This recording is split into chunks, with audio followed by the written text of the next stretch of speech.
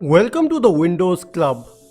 If you are not a Japanese and yet want to install a Japanese keyboard on your Windows 10 system with the instructions in English, either read this article on the Windows Club or simply check through this video. I'll guide you through the solution. First of all, click on Start, select Settings, scroll down to Time and Language. Go to the Language tab. Now I'll expand it.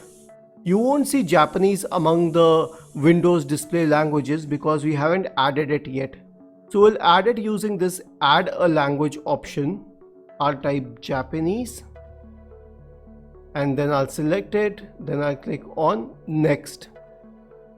In this case, I would click on Install again.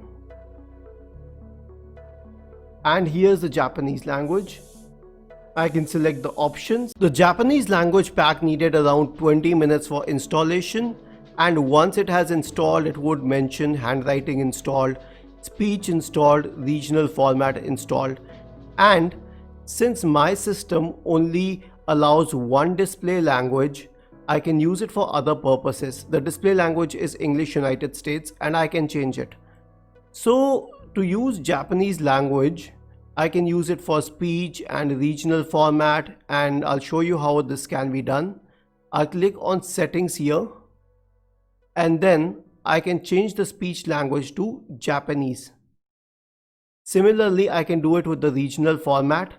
Now, in case I have a hardware keyboard which is in Japanese. Right now I have an English hardware keyboard, but let's say I have a Japanese hardware keyboard.